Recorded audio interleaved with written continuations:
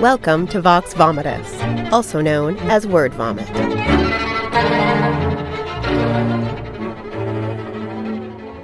Welcome, everybody, to Vox Vomitus. You probably have already registered in your brains that we have been gabbing about before we even started. So this is going to be an incredible show.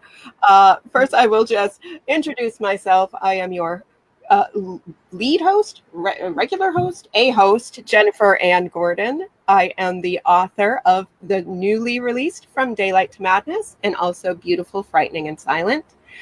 I am joined today, as always, by my two beautiful co-hosts, my Vox Vomitus vixens, Allison Martine, author of Dibs, and Trisha Mckee, author of Beyond the Surface. Today we are hosted. Our guest is a man. Right now, I would like the whole audience to go, "Oh, man!" Because I believe, Russell, you are the first male guest we've had. Because we're like the hocus pocus witches. So we have Russel Nohelty, USA Today bestselling author. We're going to toss this over to Russell so he can say some nice things about himself. Hi, ladies. Well, it's a pleasure to be here and pleasure to be the first man you had on the show. Yes, I'm a USA Today bestselling author. I do fantasy, horror, and a little bit of sci-fi. Certainly, my number one genre is fantasy. But a lot of people, because I use a lot of post-apocalyptic stuff and a lot of monsters from like demonology and such, like often people lump me in with horror. Which, while I love horror, like you're going to be disappointed if you read my books thinking that they're horror. But if you read them thinking they're fantasy, you're going to very much enjoy them because like there's action, adventure, and mythology, and I bring in mythologies like Greek, Roman, Judeo-Christian, Norse. Egyptian. My new book has Hindu. It's all across the map. But I do try and my favorite is demonology and Christian mythology. So yeah, I feel like that should be the quote of the episode. My favorite is demonology. It has a very supernatural vibe to it, which I liked hearing. So, Russell, you not only write novels, you also write graphic novels. And you are you do, and you're heavily involved in the comic book world. Yeah, actually, I'm more involved in comics than I am with novels. So I'm much better known as a comic book person. I've been trying to break through into novels as well for the past about 4 years, and I finally have a little bit of traction. But yeah, these are some of my comics behind me. Ichabod Jones' Monster Hunter is my most popular graphic novel. It's about a mental patient that escapes an asylum and becomes a monster hunter, but doesn't know if he's killing monstrous humans or it's all in his head the whole time. Also back there is our most popular anthology series, Cthulhu is Hard to Spell, which is which is true. Lovecraftian gods and monsters, some Lovecraftian horror stories, but also just like Lovecraftian gods and monsters going about their day, going on dates, like trying to start jam bands, things like that as well. Oh gosh.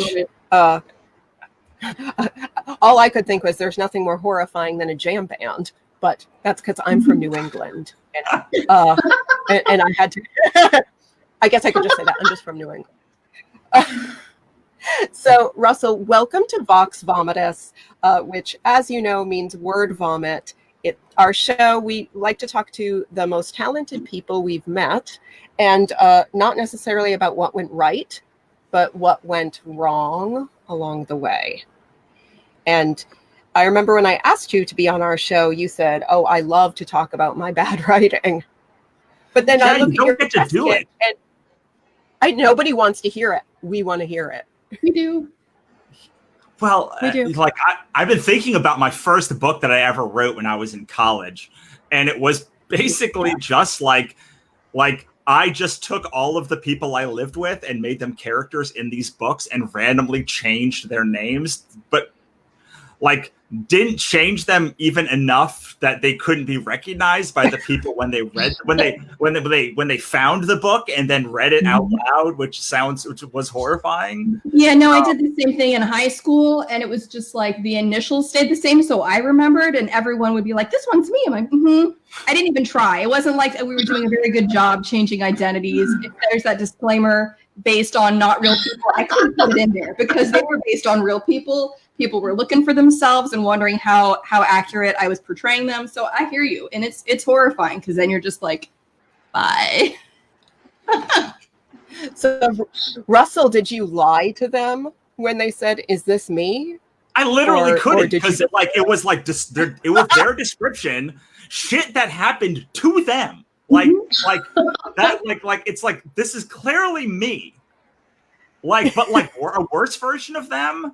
Because like the main character was not a particularly good human. So like there was a guy named Phil, but he was like a pillhead. There was a guy who sold drugs. It was all literally like you could just see all of the people. Like you could not it was literally the events that happened to them in the way it happened to them with a name that was very similar to their name. Now, Russell, were you in the book? Were you the main character? I was. Okay, so I was going to say, you said the main character was not a very good guy. What do you want to tell us about that? Oh, I hated myself. I get that. I totally loathed myself. Every year, 34 was the first time I looked back at 32 and was like, I don't want to punch that guy in the face. That seems about right. Early to mid 30s is when you stop just hating everything about yourself and you just go, all right, I'll just work with what I have. I'd been working on it for so long, to not hate myself. That I had corrected a lot of the things that I didn't like, and was able to look back and be like, yes, all of those things that I hated that I've been working on for a decade. I finally feel like I coalesced in a way. But it was also the first year that I started doing shows, that I really started releasing books, that I was inhabiting the human that I wanted to be, instead of this sort of, the name of my company is Wannabe Press, right? And Wannabe Press comes from partially our first book was The Wannabes. But the other thing is that because everyone told me not to do it, not friends and family, they were very supportive, but other publishers and creators and such were not super supportive. So Wannabe was my big screw you to them. And so it was the first time that I stopped being a wannabe creator. And I was making some money, I was doing shows, I was doing well at work, all of these things that felt like they would never coalesce into anything, suddenly all started coalescing at once right around the time I hit 32. Love it. So Trisha, you have, I want to say in a way, a similar story because you started publishing probably about 2 years ago. Yes. And I think just by talking to you, Trisha, you've said the same thing. You're like, I'm finally becoming the person that everybody always said, screw you, you can't be that person. Right. I think it's not so much I became the person I wanted to be. I accepted who I was. This is me, the writing, I embraced it. I stopped saying I can't do this. I stopped the self-doubt. I stopped listening. Let's just try it. If it doesn't happen, it doesn't happen, but I just want to try it. So I do really understand that. Is there any, do you find there's any drawback to that though? I find that a lot of the people that I kind of associated with are no longer the support system. Oh, yeah, it's absolutely. Almost like they resent that.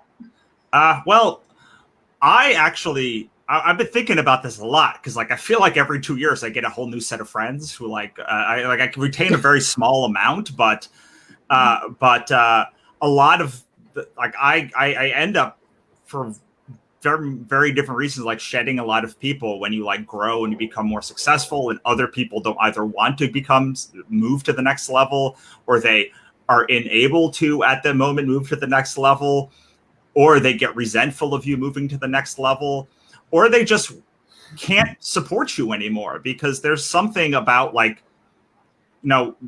getting to level 10, that someone who's at levels, like, they just don't understand the things that are like that you need to talk about. And so you just drift apart because like you're not on the same journey anymore. And it used to be very sad for me. It's still sad for me when I think back at people, but it's an unintended consequence to like growing in your career and becoming that person. Like most of my friends, I mean, the best friends that I still have from like years ago, but like we don't talk about. Are these the college friends? No, definitely not the college friends. Like, I really do want to go back to that. Yeah. Oh, I don't talk to anybody that I was even in my wedding party. Like not one person do I talk to anymore, and that's the kind of thing. Like I moved from DC to LA, and when I did that, there was just a natural, like, I don't really like. It's not that sometimes I text with them, but we're not close. Like, there's a geography thing going on there where you're not even in the same time zone anymore. Right, and like they are not entrepreneurial. Like they don't, and they're not creative, really. A lot of them aren't creative. Some of them are, but they're not, and they're certainly not actively pursuing a lot of the creative parts for the most part.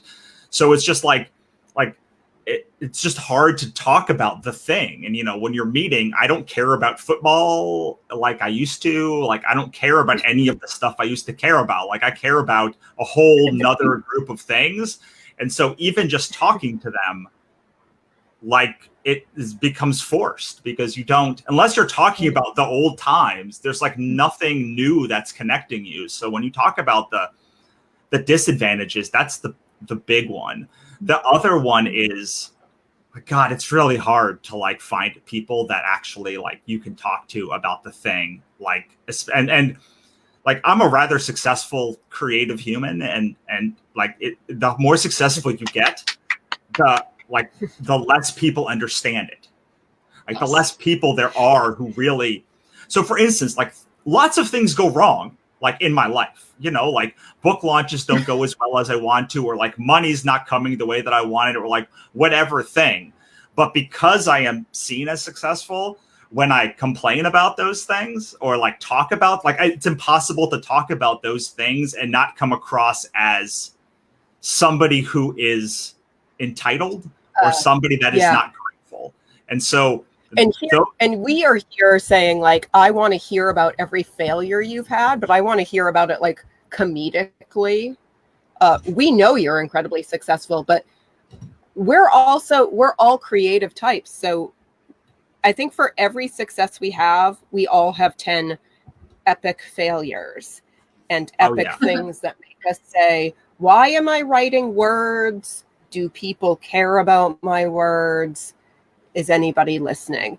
And that's what this show's about. So, Russell, I was on your show and I loved it. And I thought we gelled a little bit with our weirdness. We gelled with our weirdness. So that's why you are here. You're here for your weirdness. And what I loved about you is your honesty when we talked earlier. And then when we're talking now about how it doesn't always go well. A lot of times it just goes kind of meh or crappy. And then it goes really well, but people only see the really well. Do you have a favorite / least favorite bad character you've written or bad thing you've written that you thought, why did I spend months or years of my life devoting time to research or development of somebody that at the end of the day didn't work? I'm going to cut out like the original things, like the things that I don't remember that well, like that book, it was called Plight of Aristotle, I believe. It was, but of course, that is. Oh my gosh, The Plight of Aristotle. Yes, I was going to ask. That is, Russell. Can I just say it? That is so douchey. I love it. Although, so funny story is I misspelled it on the title page, so it actually was Plight of Aristotle instead of Aristotle. Oh my God. Yeah, Plight of Aristotle. Is it copywritten? Because that's no, the I title didn't finish for it. I don't know. I mean, I guess it's comic. theoretically implicitly copywritten, but yes, it was a quite douchey book that I wanted to be like Catcher in the Rye, which is like, is there a douchier book in the English language than Catcher in the Rye? Like, I don't know. Salinger into douche right there. I mean, he lived in my state, so I own You can him, and I get it. Sorry. Oh, I'm not defending him. I think a little bit of Bret Easton Ellis is as douchey. Yeah, but like he's written multiple books. You know, like right. J.D. Salinger was like, this is the perfect book. So Plight I don't have to write any more books or any more things. I wrote. Here is my gift to you, and then backs away. That's exactly. Yeah. Like, I actually just read it again, and I was May like, I can't believe it. Inspire you to greatness. Well, we're glad you kept writing. So Jen's question was, what was bad that came after that? Maybe something that maybe it's something you can still go look up and read on our next show. My least favorite character. So when I started, I wrote a bunch of scripts in a row, and the one character who came out of that was Delilah, who is the main character for My Father Didn't Kill Himself. But when I originally wrote that book, it was called I'm Going to Kill Myself. And it was about the girl decides to kill herself and she wants to find the best way to do so. And so she tries all of these different ways to like do it. And it was like kind of like a Juno-y kind of book. And my manager was like, look, I know you like being depressing, but like this is a little too depressing. Because it's a how-to manual for some poor depressed child, and then that's on you, Russell. That's on you. So you know that book eventually got optioned, and the rights reverted to me because the publisher, the producer told me that his whole staff kind of revolted when they said they were going to make this movie because like it was so the book ended up being about a girl whose father kills himself. But they have to prove it's a murder in order to get the insurance money. And through that process... I'm reading that right now, and it's very good. Oh, thank you. I won't, but during the time that she's there, because she's trying to come to terms with her grief, she does the same thing. She documents these different ways that like people kill themselves, and she like attempts to do them herself. But instead of it being about her trying to kill herself, it was about her trying to come to terms with that her father killed himself. Mm-hmm. And like it added a layer of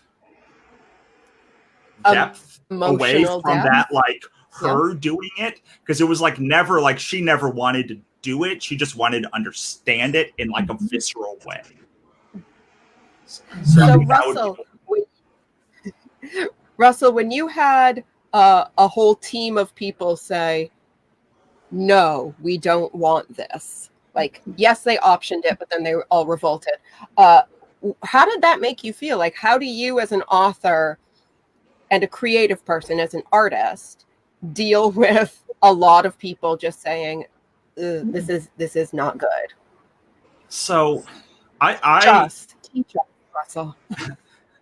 So a couple of things. There's the projects that I'm not sure are good, and then there's the projects that I am sure are good, but people don't believe me that they are good. And there's two different processes that I have. The ones that I'm not sure are good, I am very able to just say, you're right, this probably isn't my best work, or actually now I'm much more able to just be like, this is not good while I'm doing it and just stop working on it. Wow. Okay. Like that ability. How can we learn that skill? I think that you have to like. So I'm a very head type person, but because I'm creative, I also have this strong gut instinct like streak in me. And for me, I don't believe in writer's block I believe in writer's block in this way. I believe that if you were having writer's block, it is usually your body trying to tell you should stop working on that project. Ouch. Especially Yeah. if and that is especially We're all true laughing. if you don't so it's especially true like if you don't wake up in like the next day and like have a lightning bolt moment of how to get yourself out of a jam. Because like there is those moments where you're like, oh my God, I've written myself into a corner and I don't know how to get out of it. Well, I'm glad you gave that lightning bolt exemption, because I was just there a couple days ago, and then something one of my betas said just set off something where I said, I'm missing this whole scene and that can do so much. And I went back to it. But right now I've just been blaming COVID for everything. So when that's not around as an excuse anymore, I'm going to be in trouble. But it's interesting you say that, because like there is that thing where like maybe you're having some existential or other crisis that like prevents you from writing. So there are, what I don't believe is like writer's block is some like magic thing that like the writer like the writer gods just stop you from writing, or like whatever like the traditional thing of writer's block like is. Smacking your little fingers away from the keyboard. Right. No. Like I like if you can't stay, because here's the thing, That's you have to love your project 100% for you to get to the end. So That's like the math I can do 100%. Like because throughout the course of the process, you're gonna stop loving it more and more and more and more and more in every rewrite. So if you don't have the enthusiasm while you're writing it to keep writing it, you're never going to have the enthusiasm to sell it in the way that it needs to be sold. And that's why when I stop the enthusiasm in the middle, I'm like, oh yeah, I don't really want to work on this project. And it happened to me maybe last year. I was working on this book about like multiple dimensions and like it was called The Many Deaths of Oscar Martinez or something like that. And like it was about this guy who just keep dying, and like all of like you have an infinite amount of lives, but then it like sort of you watch as it kind of he basically loses all of his lives and just got this one left that all like. Anyway, I'm in the middle of writing it and I'm like, I hate this. Like, this is nothing. This is a nothing. This is a nothing. This is not even a good concept. It's just like a nothing. And like, I have no idea where I'm going to go with it. And so I just am stopping. How far into it were you when you stopped? About 10,000 words, 12,000 words. So it's still kind of early. Do you ever go back years later or months later and say, this has, so we had a show about this where we said it was like good bones, but bad meat.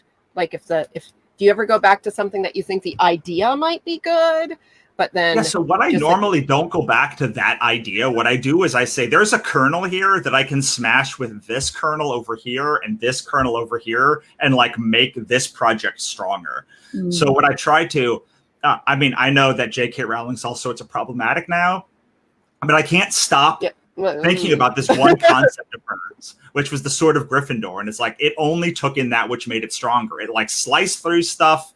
It like destroyed things, but it only took in that which made it stronger. So I try to think of like, okay, I have this good idea nugget. And then I have this folder of inactive projects. And I just am like, oh yeah, I remember that would be a good idea. And like, that would be a good idea to like attach and like glom on to this normal good idea to like make a gooder idea stronger, but I don't go back and try and develop that idea anymore. Russell just said gooder. I was not going to call him out, Jen. Thank you very much, though. I'm glad you did, though. Russell said gooder, everybody. He did. I did. And I loved it. Biggins, all of our. I'm going to get it tattooed on my body. Gooder. No. Any excuse for a tattoo, really. Russell, I follow you on Facebook and social media, not in an unhealthy way, but in a kind of a normal, just following along way. And you said, no stalking. You are incredibly supportive of other creative individuals. And what I've seen is you've also been incredibly supportive of people doing things on their own. I know you've done, I think, a lot of what you've done as a USA Today bestselling author on your own. You use Kickstarter. You have your own company, but you started this, right? Mm-hmm. So it's yours. It's your baby. What do you say to people who have a portfolio of bad ideas, but a lot of gumption. I say, I want to man, all of these suck, and you should write all of them because it's the only way to get to the good is to get out the bad. Yes. So you got to mine out the stuff that's in the way. Is that the idea? Just got to move through it. What's the process? So I remember when I was a young screenwriter, people said your first 10 scripts suck, and so it became my job to it freed me. It was like, oh, well, like there's not supposed to be good, so like I can just like play, and I can do like thrillers and nonfiction and romantic comedies and like I could do whatever I wanted because like they suck, and like there's no expectation that they're going to be good. As long as I make them as good as I possibly can, then I will learn from each one. And I think that is a sorely missing in the world that we live in, where like everything has to be monetized like day one. Is like there's no safe space to fail. So I talk to authors a lot that like are like, I'm going to be a fantasy author, or like I'm going to be a romance author. And I'm like, how many books have you written? And they're like, none. I'm like, then you have no idea what kind of author you're going to be. Like, I had no clue that I was going to become like a fantasy author. I had no idea that I was going to be obsessed with mythology. None. Like, I was doing thrillers and I was doing all sorts of other kinds of books. And it's only from writing a lot that like, I was able to pull things. Like, I think that my, especially my newer work has a lot of the thriller pacing to it. It's got a lot of like sci-fi, like world building elements. It's got a lot of like mythology and fairy tales and fantasy. Like it's got all of these things that I was able to pull, but only because I did a lot of projects, and only because, and I think that when you go in saying I'm going to be this kind of writer, even if you just say I'm going to be a comic book writer or a movie writer, you're doing yourself a disservice, because the whole point of school. Yes. And if you're not going to school, then the first half of your career is developing your voice, the kinds of stories you want to tell, the kind of themes that are going to keep reemerging in your work, the kinds of stuff that like are going to give you the fuel, to keep going. Like, people are buying my books, I hope, because there's a unique voice that they have never read before, specifically to me. And I know, Jennifer, I read your book, and like I've never read anything like it. Like, it's like I love that book so much. I have not read Allison or Trisha's books, but I'm sure they're equally lovely. But like I absolutely like have never read anything like Jennifer's book, to the point that I had to, after I finished it, go and tell my friend that she must go read it immediately. And that is the kind of thing that kind of like word of mouth referral thing is like, that's the goal. Like, you could get a bunch of people to read your book, but like, what is it that you have to say that is unique to you? And now I should codify this by saying there are authors whose job it is to literally just go and make whatever the popular thing is and like make it seem like yeah, they just want to crank it out and disappear. Just name one of them. Just name one of them right now. I'm not going to do that, because there are many of them are friends of mine. But you can say R.L. Stine's work.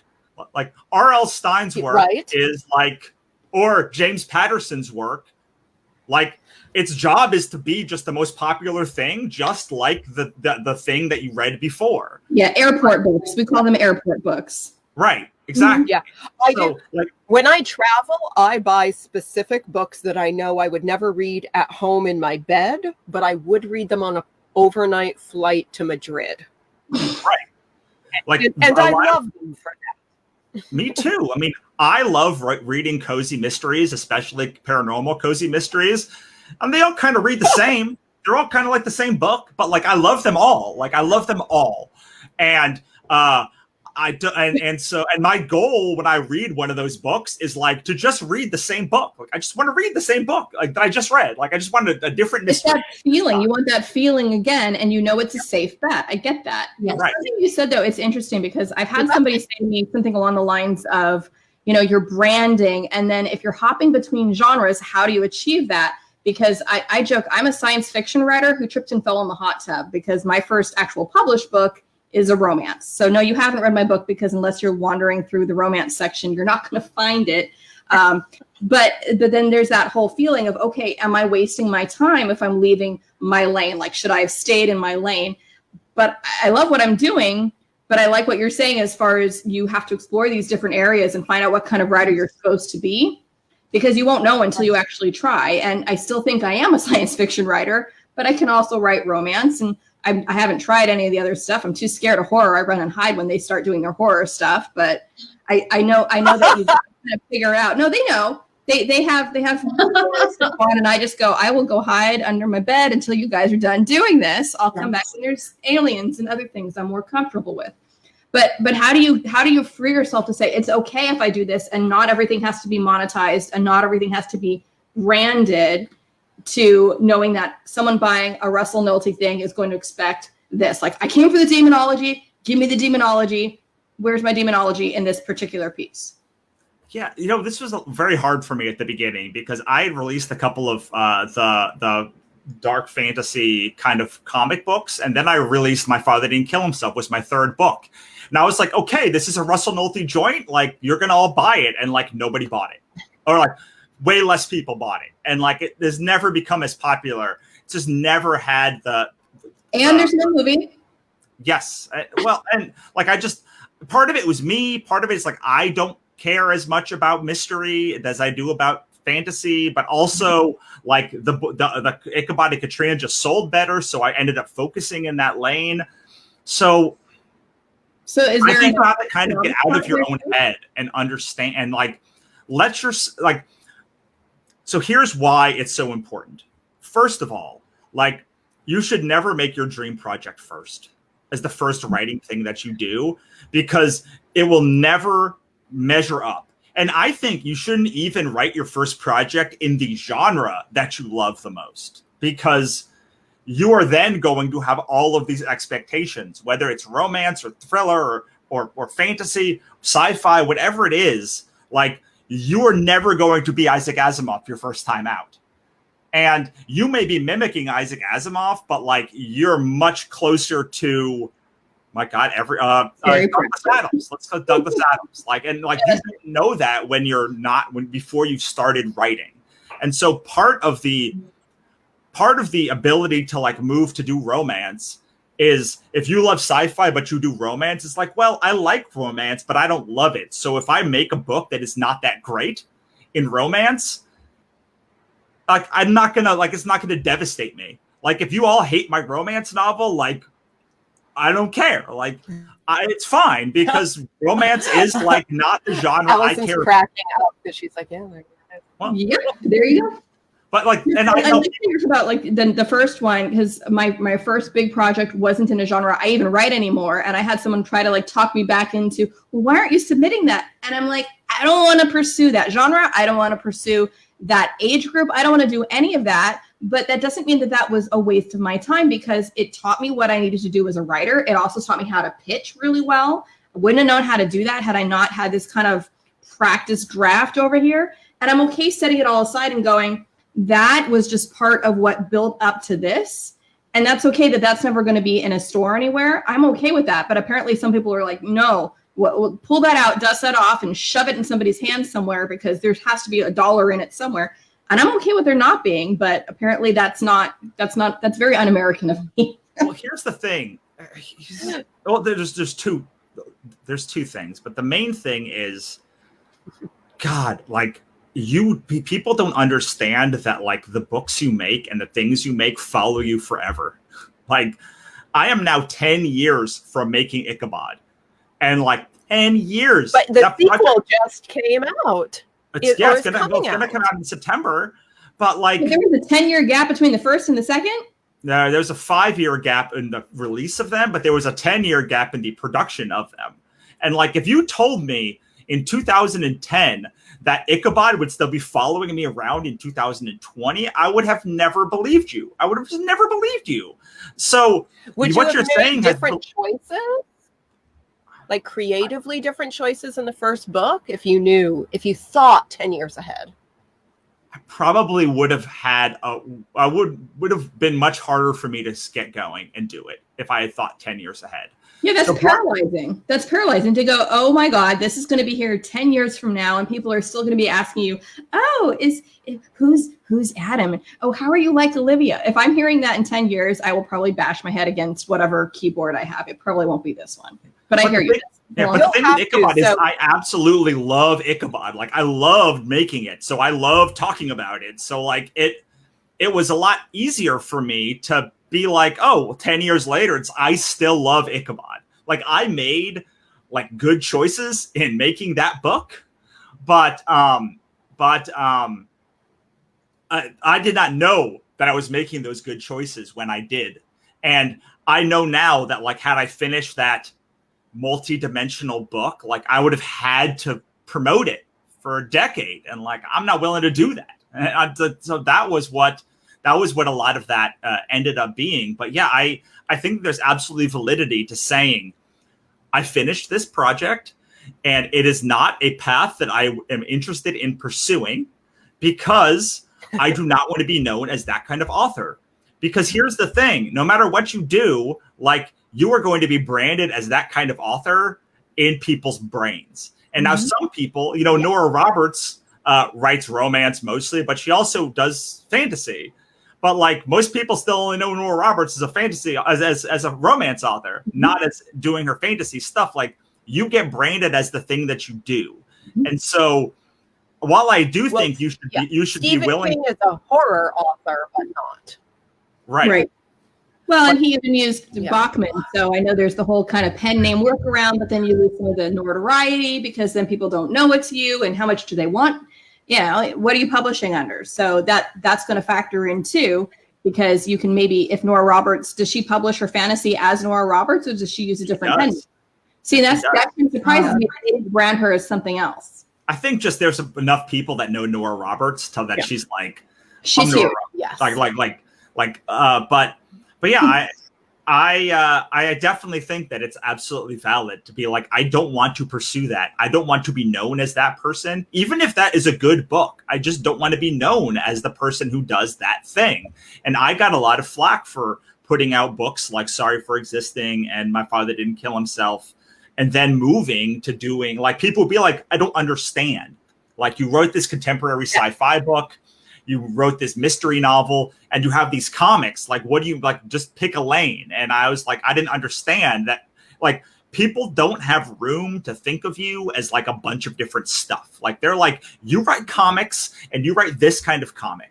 And comic book people, because it's a smaller industry, are willing to like hop, I think, between genres a little bit more than a novelist would. Than novelists are, which I did not know. Because like, if you write a fantasy, and the thing is no, go for it. Oh, sorry, continue, Russ. Oh, I was going to say, so I worked, I owned a comic book store for a while. So, and I self-published some comics, and I did a web comic for a while. And there is a cross, like you said, it's a smaller community. And sometimes that smaller community can be incredibly supportive. So they will read an autobiographical comic and then read a superhero story from that same person. But it's rare. We don't get that in novels as much, I think, because novels are not as they're longer. They're not as flashy. Comics are kind of cool. Comic book shows are, and I'm sorry to every author out there, but probably cooler than just like writing shows. Like, author conferences and Wizard World or San Diego Comic-Con are two different things. One is a media event and one is a literary, intellectual event. For those of you watching this or listening to it later on, I'm doing air quotes around intellectual. I don't think comics are less than books. But some people do. So there's like a different vibe around the industries. Comic books can sometimes be seen as a party. It's pop culture.